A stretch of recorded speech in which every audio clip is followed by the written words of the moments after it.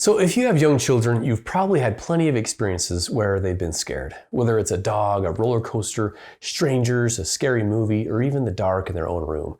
All children have fears. And did you know many of our fears are actually learned by the responses we see others have to things like spiders, mice, and snakes?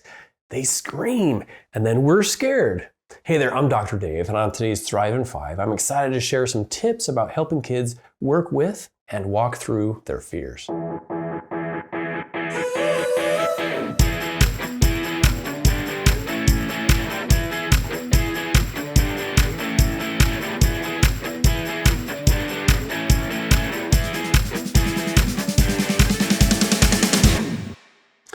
First, it's important to point out right up front that it's completely normal for children to have fears, just as it's normal for us as adults to have things we're afraid of. So they need our help to learn how to respond to it in healthy ways. So what can we do? I've got some tips for you.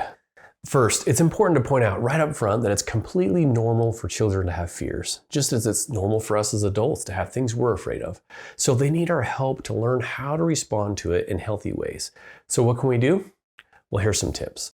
Tip number 1 is to try to look at things from your child's perspective. Remember that they're young, constantly doing new things, and still getting to know the world around them. It can be a pretty scary place, and they're also just learning to recognize, understand, and manage their emotions, and they need our help to do that in a healthy way. Sometimes we might tell our kiddos to just stop being afraid. We might say things like, hey, calm down. There's nothing to be afraid of. And this actually isn't very helpful. In fact, it can make it harder for kids to manage this already difficult emotion because they feel confused, like their feelings don't matter or like there's something wrong with them for having feelings like fear, which is just plain not true. Fear is a completely normal emotion. Again, we all have it. What matters is how we respond to it. Giving in to fear and letting it take over isn't helpful, but neither is trying to ignore it or bottle it up. My second tip is to help your child feel safe. You can do this by holding them when they're frightened and listening when they talk about their fears. Listening without judging them, without telling them that their fears are silly or anything like that. It can be a huge help in them learning to sort out what's going on in their head and walk through what they're feeling.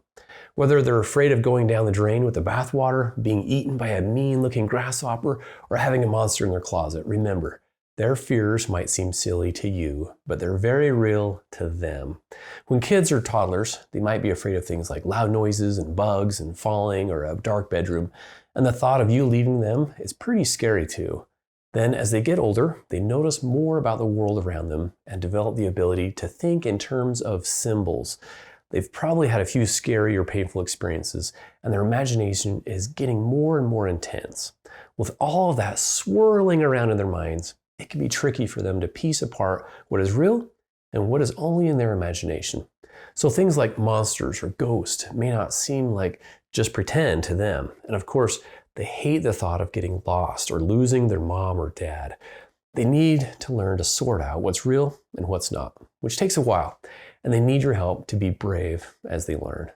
Another way you can help them feel safe is to help them see that it's normal to worry about things or be afraid sometimes.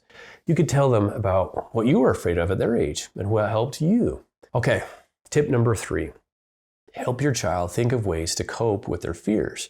Maybe you could help them turn scary situations into funny ones if their imagination is running wild.